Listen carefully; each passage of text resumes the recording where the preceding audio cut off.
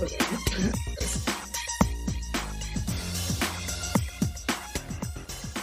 there, and welcome to the Hardy Realty Podcast. I'm Roger Manus. We are coming to you from the Hardy Realty Studios, and we work in cooperation with the Rome News Tribune. And thank you so much for joining us on the Hardy Realty Podcast. Our guests today are Jimmy Byers of Hardy Realty and Gaines and Amy Dempsey, who work in town at Dempsey Appraisal, and Amy is a nurse. But they're also here today to talk about a passion project I guess they're involved in called Java Joy. And one of the great things, I love singing Hardy Realty's praises off the top. This embarrasses Jimmy, but it's the Hardy Realty Podcast, and they take the platform to talk about positive things going on in our community, and I think that's great, so I always want to compliment Jimmy for that. He always deflects and defers and, talks, and let's make it about something else. So how is everybody doing? Joining us on Zoom. So how are you doing? Jimmy, let's start with you. Hello. Did you say me? Yeah, yes. So we're doing great. It's trying to get acclimate to Zoom. So I'm doing great. All right. And the Dempseys, y'all are together since you're married on one Zoom screen. How are y'all doing? Yeah. We're great. Good this morning. We appreciate being here. And this is our first podcast. Well, don't screw it up. We'll try not to. No pressure. Okay. So let's talk about Java Joy. The first time I ever heard about it was when Jimmy and Chris Kerr over at Hardy mentioned it to me that they were thinking about having you guys on as guests. Big picture, Java Joy. Talk to me. Okay, so Java Joy is a mobile catering coffee cart that employs adults with disabilities. So when I say mobile and catering, that we are not a coffee shop. We're not going to be a coffee shop. A lot of people think we're opening a coffee shop. We are partnering with Lumina Coffee here in town. So we will serve their coffee, but people will pay the cart to come to events or businesses, festivals, weddings, what have you. It'll be a coffee cart. Whoever hires them pays for it. So kind of whoever then customers in a business, when they encounter the cart, it's free to them. See what so then they kind of have this exchange with an adult with disabilities. So this adult with disabilities gets to have kind of a forward-facing job. They get to interact with the community.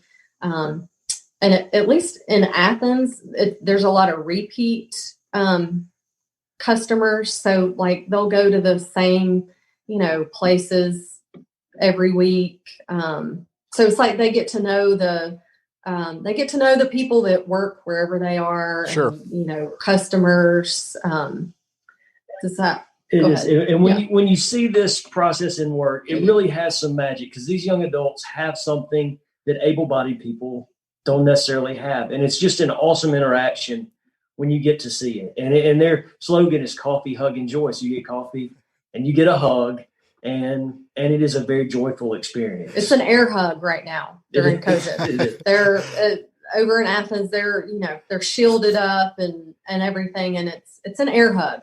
But we'll get back to hugs. That's the nurse talking. It's an air hug right now. We'll get back to hugs. So you mentioned Athens. What are the other locations? So it started in Athens.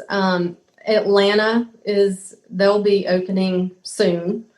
And then, I'm sorry, I skipped San Francisco. San Francisco was the first. They're up and running out there. Atlanta will be soon, and then we're soon to follow. And they're in talks with Austin, Chicago, Austin, Texas, Chicago, New York. This is spreading. Birmingham fairly quickly, and we're excited to be in here at the beginning. Well, Jimmy, this sounds like a great idea. Why didn't you think of it? What? Oh, yeah, that's. I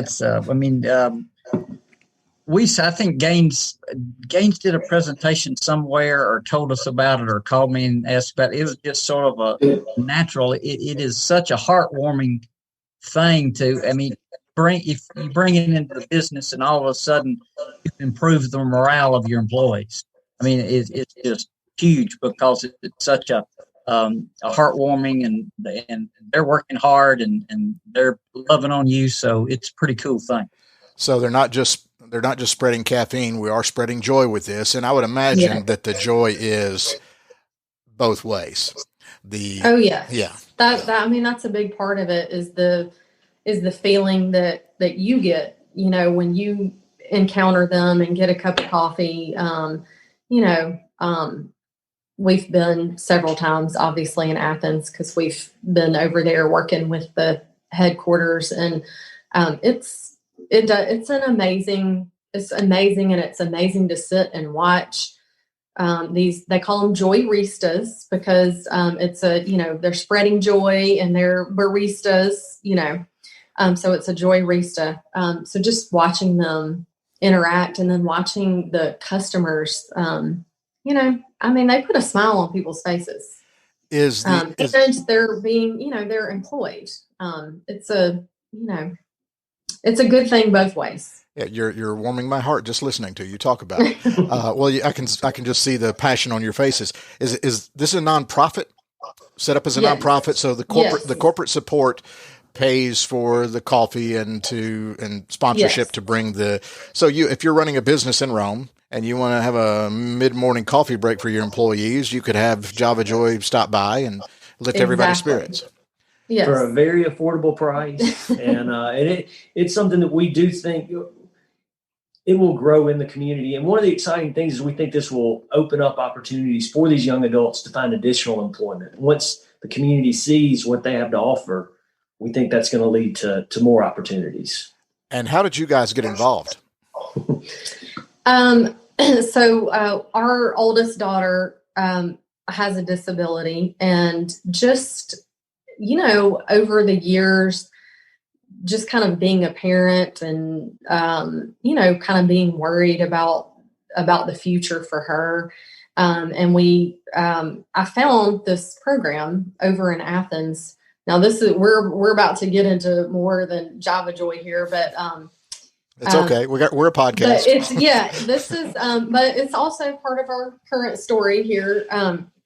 But there's a program over in Athens, Georgia, called Extra Special People, ESP, they call it for short. And that's the parent organization of Java Joy. ESP has been in existence for about 20 years, grown from something very small to a program that serves over 300 families in like 26 counties in and around Athens.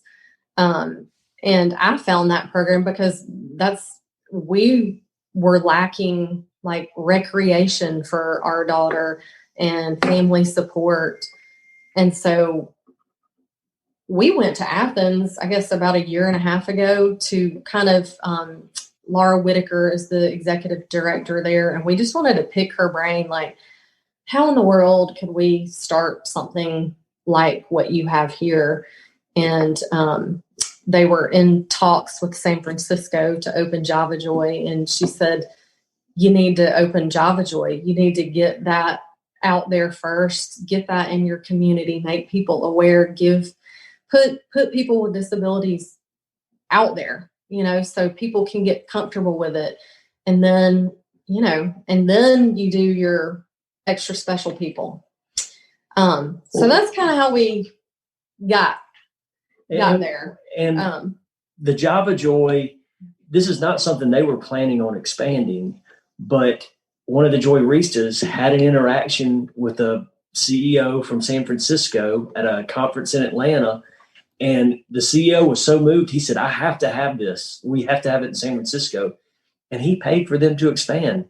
And it all started because one of these young adults had this positive interaction that moved someone so much that they said, we got to have it. And when we went over to Athens to talk to them about ESP, that interaction had happened. And it was just perfect timing where Laura Whitaker said, y'all can start an ESP. And that started our journey. Jimmy, how did you first hear about this or get involved? Other than being neighbors with the Dempseys in your highfalutin rich neighborhood, wherever it is. Well, That's yeah. I'm sure you're jesting about that because it's not a highfalutin nor a rich neighborhood. We're just a good, friendly neighborhood. Everybody loves each other. I just But assumed. no, I mean, I go way back with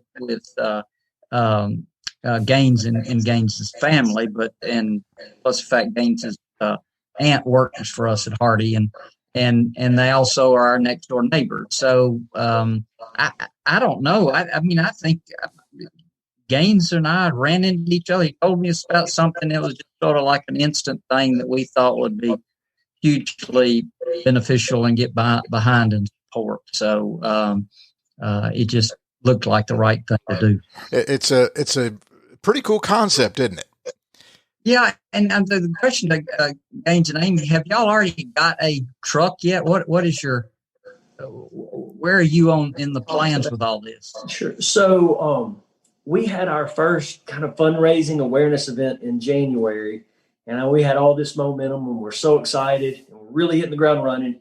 And then COVID happened, and we immediately thought, well, that was a cute idea, but we're done. But the community has just pushed us forward, and without really fundraising, we've raised some significant funds. Like, people have just come forward and wanted to support this. So with the funds that we've received so far, we have hired a city lead. Her name's Shannon Alley, and she's actually in Athens right now getting trained. She and her husband have rented an apartment in Rome, and in about 2 weeks, she will have her operation up and running, and we will be hiring joyristas. Our equipment has been ordered. Right now, some of our needs are, we're looking for a vehicle that could tow a trailer. Doesn't have to be fancy, but that's one of our needs. And then we are raising funds to support Java Joy and ESP. We have a goal of $500,000, and we think that's attainable. It's lofty, especially in these times, but we think the community, especially once everyone sees the product and has an interaction, we think the funding will come to make this sustainable. Is the plan? So you've already got the food truck, call it from a better word. So you've already got that. It's being built. We have an office that's been donated. We're going to be in the Serve Rome at First United Methodist Church in downtown Rome. Yeah. We have a building right there on 2nd Street there'll be a sign on it within a month. And we will be, for our ESP component that'll be starting, we're going to be using their facilities to get started. And so we have a home. A lot of any funds that are donated are going to go straight to people. Like, it will be funding actual programs. It's not going to be funding infrastructure. Yes. So the way it will work, you have your office, you're still trying to get your finances in order and a truck and all that. But the way it would work, a company says, hey, this is a great idea. We want to have a mid-morning pick-me-up or it could be a special event, or it could just be a regular weekday. And they reach out to you guys through your website, phone number, et cetera, and they book you. And so the truck shows up with the coffee cart and the joyristas. Mm-hmm. And the coffee, you mentioned you partnered with Lumina in Rome? With Lumina, yeah. Yes. So great coffee that everybody knows about already. And so is that kind of, do you envision this happen? I mean, are there going to be 4 visits a day or 2 a week, or what are you envisioning? I mean, I would expect that, it may be slow to start. People, I mean, there's nothing like that here. There never has been. But I mean, I will say in Athens, I think they at least have one event every day, typically, and sometimes more.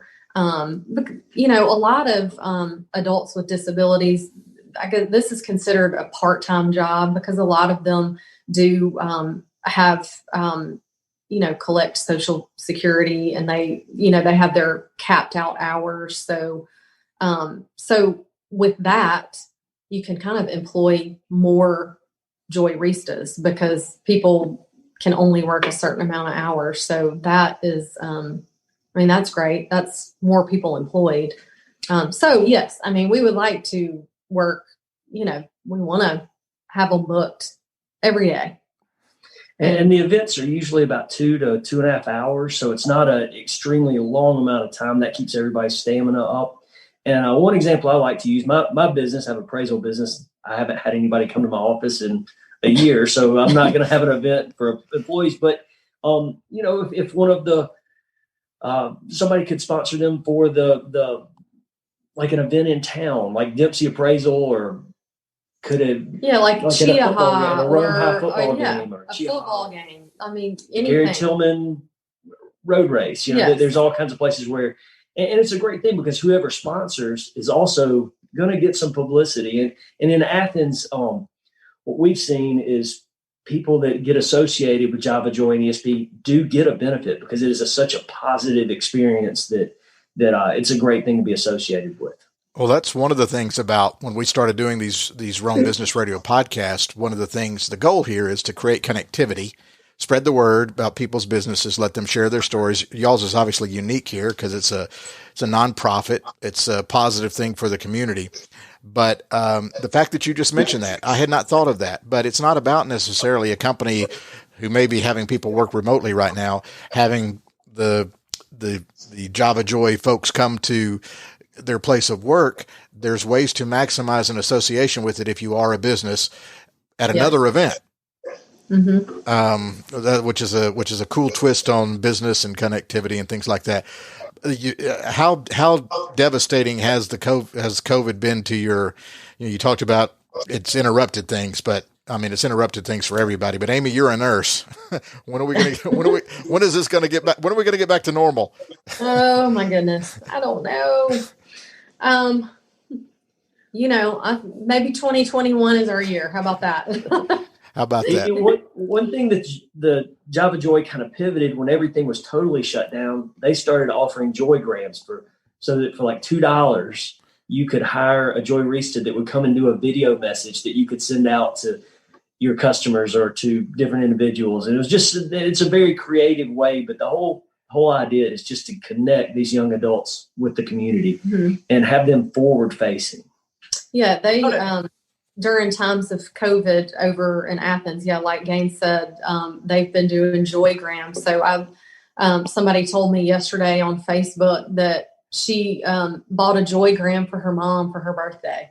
So it's just you just get this little video from a Joyrista, and they are so charming and they just say something quick and cute and fun. They're also doing something called a Joy Starter right now, which as we get started, we may be doing the same thing here because, COVID. But you can hire, everything's Zoom right now. A lot of meetings are taking place Zoom. You can pay a Joyrista, like if you were having a staff meeting, to Zoom in and get your meeting started. Just, it's a great idea. Yeah. Yeah. That's a great idea as a lead into your meeting, get everybody. Right. Get everybody in a nice frame of mind. How do you get the word out for employees or team members, however you phrase them? So we have got contacts with Diggs, Network Day, and Floyd Training Center. And we will be using social media to try to get kids or young adults to apply. And one thing that's really important, I think, is that we are not going to be competing with those organizations that are already doing a great job in our community. We hope to augment what they're doing and to help shine a light on that. One thing to these kids in Athens, the Joyristas, I would say they're somewhat famous in Athens. They all have Instagram accounts, and everyone in town knows them. And when you do a Joy Starter in Athens, the people at the meetings are going to know these kids because they've seen them. They've seen them all over Athens. Yes. Jimmy, did I interrupt you, Jimmy? No, I was just saying that was pretty cool. Yeah, they become local celebrities. I want to touch on a little bit. This is a passion project for you guys, obviously, because you said your daughter. Yes. So what struggles might have occurred growing up that have made y'all want for the public to be able to engage and learn face to face? You keep saying forward facing. Right. Well, a lot of times adults with disabilities, when I say forward facing, means, they have jobs in the back somewhere, like where they don't get to talk to people, and no one, gets to see them or, experience what they have to offer. Adults that are with disabilities that are able to work, I mean, they want the same things that we all want. They want meaningful work. They want to connect with people. And, I think that this is a great way to do that, to employ people, to let them be a part of things, let them be a part of their community, let them feel a part of, if they go to a certain business or a company, a couple of times a month, those people are going to get to know them, just like people know these joyristas in Athens. It just makes people who typically are left out, it makes them a part of things. Our daughter, she has something to offer. It would be a tragedy if she was, just wasting time after she got done with school. She has something to offer, but it needs to be structured in a way that it essentially highlights her strengths and doesn't just highlight her weaknesses. And that's the great thing about what they found in Athens with Java Joy is this program. It's short bursts of high energy. It's not an 8-hour day. And you get to see what these kids, there's just a joy that comes with it. And that's, for us personally, going through school, there are challenges, but what happens after school? What happens when she's 20 or 21, and she needs to have something fulfilling. And we think this is a start. We really do. Well, it would be equally fulfilling for the consumer. Right. Because the consumer is now seeing these loving adults that they don't normally get to interact with. So the structure sounds fantastic. Mm-hmm. Well, and another thing is, frankly, a lot of people are uncomfortable around people with disabilities because they haven't been around them, and that's okay. That's okay. We're not mad about that, but this is something that hopefully will put these great adults out there, and let people know, hey, I can talk to these people. We can interact. It just melts away. It just melts away, doesn't it? Right. When the interaction happens, it just melts away. Jimmy, I know Amy is a nurse, but she's a pretty good salesperson. I think she could probably sell houses. Yeah, I think you're right. One of the things that listening to everybody talk, it's got to give the team members confidence, and also open doors that probably would never be opened, that somebody at some business that says, hey, you want to work with us, and that probably give them many more options and a lot of confidence than that they wouldn't have had otherwise. Yeah. Do you find that in other markets? Is that a success story elsewhere? Jimmy just hit the nail on the head. Like, that is the hope that, Java Joy Rome is going to employ 10 to 12 kids, but we hope that that's not their permanent job for the rest of their lives. That we hope that through Java Joy, they make a connection in the community, and it opens up employment and spreads into ways that we don't even know or can't even imagine yet. All right. So what's your timeline? I know that, the COVID interrupted and you were off to a good start. So, tell it what do you need? You need a truck, you need funding, but is there a timeline? Sure. So we have an executive director who's training right now. And we're going to have 2 AmeriCorps volunteers. So we have a staff of 3 for a very reasonable amount of money.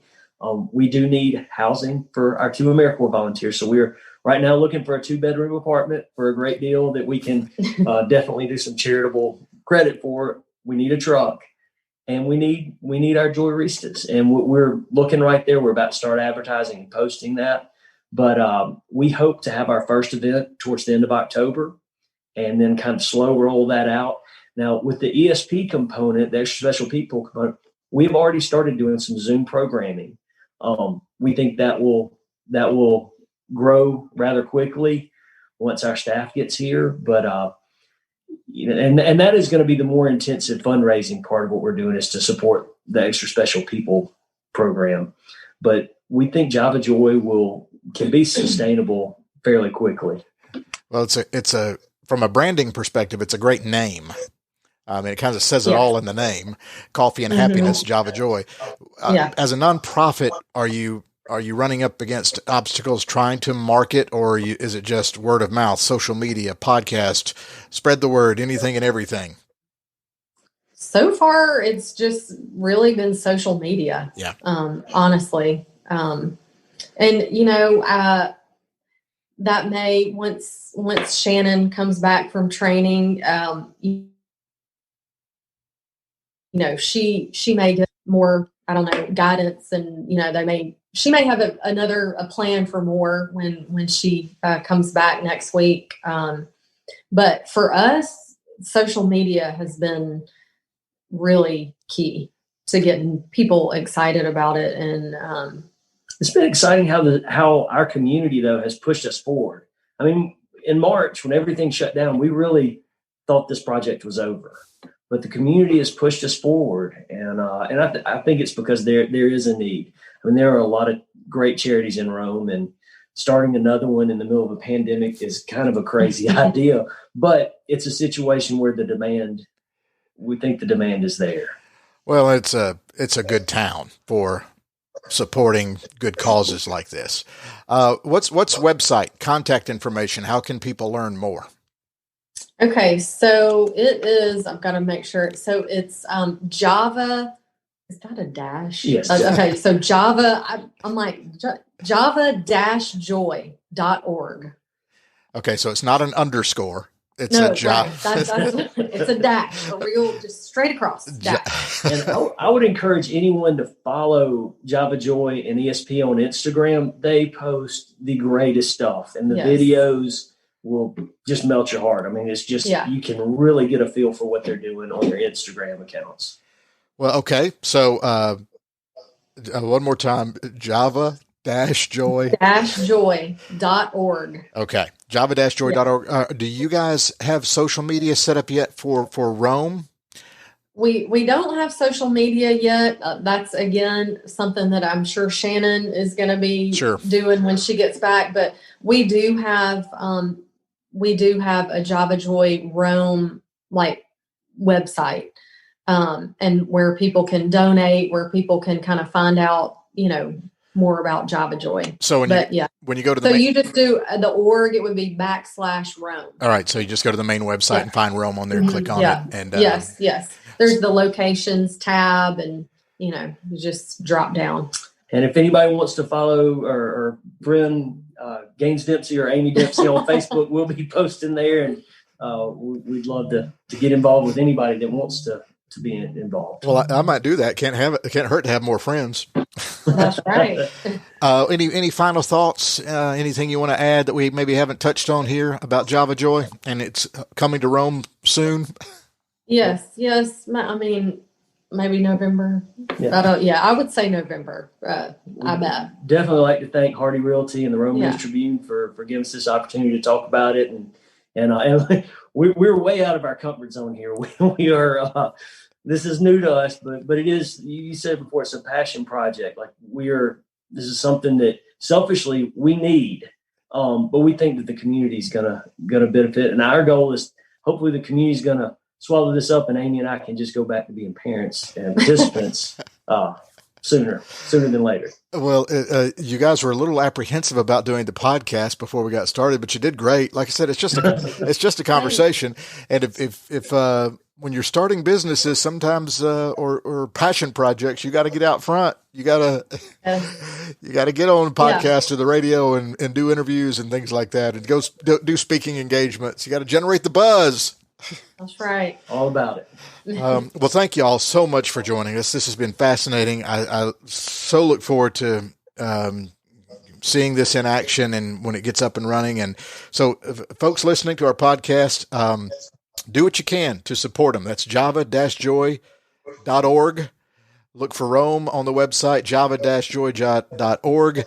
That's Gaines Dempsey and Amy Dempsey, who have joined us here on the Hardy Realty Podcast to talk about Java Joy. Thank you guys so much. It has been much appreciated.